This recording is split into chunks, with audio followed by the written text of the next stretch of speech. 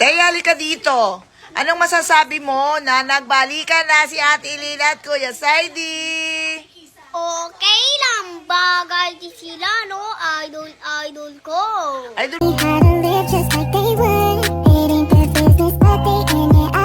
Teya, halika dito. Anong masasabi mo na nagbalikan na si Ate Ilina at Kuya Saidi? Okay lang, bagay di sila, no? Idol ko.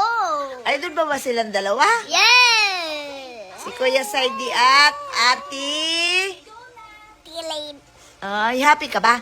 Happy ka ba? Nabalikan natin sila. Ay, happy ka? Super happy.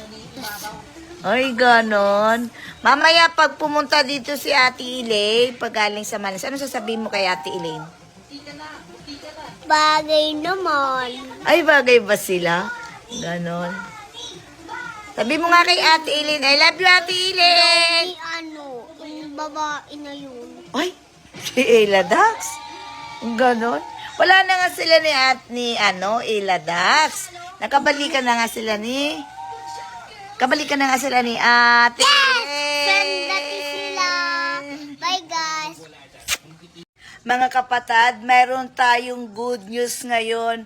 Ella Dax, Elaine, and Saidi. Kaya, yun, nakangiti ako ngayon. Si Ella Dax kasi, nagparaya na. Napanood ko kanina sa YT channel ni Yuki. Napanood ko lang kanina.